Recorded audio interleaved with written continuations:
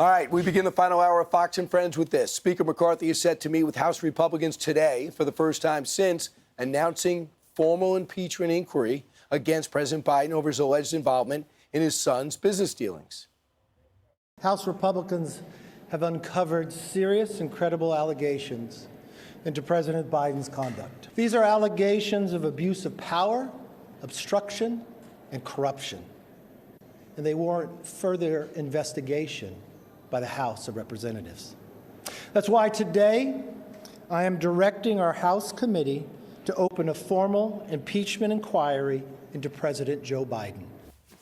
The Biden administration continues to deny the president knew or was involved in his son's business dealings. The White House is also sending a letter to news executives this morning urging media outlets to, quote, ramp up its scrutiny of House Republicans for opening an impeachment inquiry based on lies. Republicans would need 218 votes to move forward and to pass an impeachment resolution before it would be sent to the Senate for a vote. So let's bring in Congressman Jim Jordan, chairman of the House Judiciary Committee, who is confident that he has the votes. Is that right? I think if it comes to a vote, if that's what the speaker wants, I think we can get the votes, but you don't need that to move forward. There's all kinds of evidence that warrants moving to this phase of our constitutional duty to do oversight of the executive branch.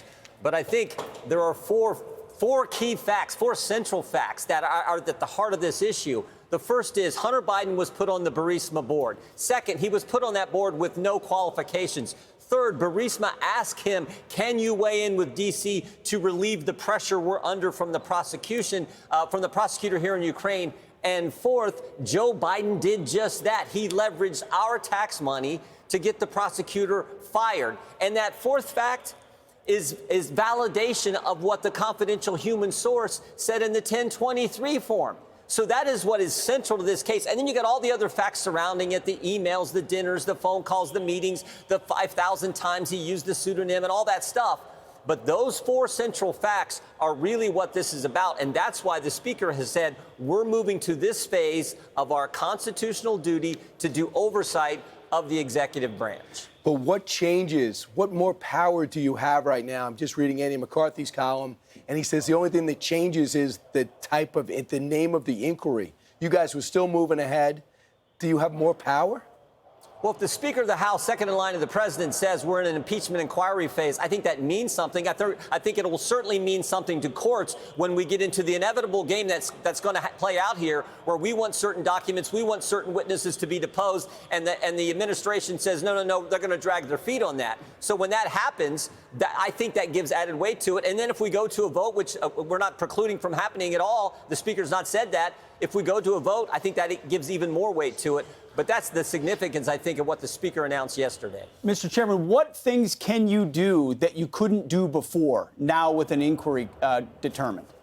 Well, I think it ramps up the pace at which we're going to try to get information from the executive branch. And then again, if we end up in court, as is typically the case with these kind of things, I think that helps our position in the courts when we're making our argument. So Democrats are saying, the White House is saying this is extreme politics at its worst. They're saying that Republicans haven't turned up any evidence of wrongdoing. You just went through a lot of the evidence already. Here's what some of the well, I think this is just a clip of John Fetterman making fun of all this, making it all a big joke. Watch this. Oh my God, really? Oh my gosh, it's devastating. Ooh, don't do it. Please don't do it. What's your reaction? I mean, it's John Fetterman. I don't know that it's worth reacting to what he says. What I know is the facts are, I think, overwhelming for moving into this stage of an investigation. Again, you can just 10% for the big guy. Everyone's confirmed that is Joe Biden. 50% for Pops. That other email, the brand, Devon Archer, a business partner of Hunter Biden, in the deposition under oath said the brand they were selling, the brand was Joe Biden, and on it goes with the facts. The White House's position has changed multiple times. Multiple family members in the Biden family getting paid millions of dollars that went into 20 different companies. So you can go through all the facts, but the four central facts are the one dealing with Burisma. And here's the irony. That is the very thing they went after President Trump for.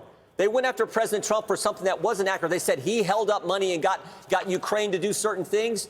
Ukraine didn't do anything, and they got the money. But they impeached President Trump for that. Joe Biden leveraged American tax dollars to get certain actions from Ukraine. That's the big irony here. He actually did what they impeached President Trump for. So those four central facts are really what's at issue here. Right. And that's what we're going to dig into even more. So I understand because he was concerned about China, he changed his email to a pseudo email. And then you found out and asked the National Archives for about 5,000 separate emails under that name, many of which had CC'd to Hunter. Yeah. How close are you to getting those 5,000 emails? This may be something we have to go to court on, too, and I think this phase of the inquiry helps with that if we need to go that route. But President Obama has to give some kind of approval on this. It's at the National Archives right now. So Chairman Comer has asked for those. We hope we get those soon. We may have to go to court. And again, if we go to court, I think the fact that the speaker's announced that we're in this phase will help us in those proceedings. It sounds like well, you're moving forward with an impeachment inquiry, but no vote yet. What's your message to skeptical members of the Republican Party right now? It sounds like there are a few holdouts. You're going to have a meeting today behind closed doors with the speaker. How do you message to them about why this is important? You lay out the facts. This has always been driven by the facts, by the evidence, and by our duty under the Constitution. So you just lay out the facts. I think the more our members of the House of Representatives, not just Republicans, but all members, I think the more they get abreast of the facts, I think they will say, oh, wow, I see why we need to be in this phase of our oversight duty. What are you suspecting is illegal here that he did? Are you suspecting that he voted for certain policies and pushed certain policies in exchange for money? He told Ukraine, if you don't fire the prosecutor, you're not getting the money. Yeah. That's exactly what they accused President Trump of doing, which he didn't do, and they impeached him over that. He did it. And he did it. Right. Remember, December 4th, 2015, Devin Archer, Hunter Biden are meeting with the head of Burisma, Mr. Zolochevsky, and they called D.C.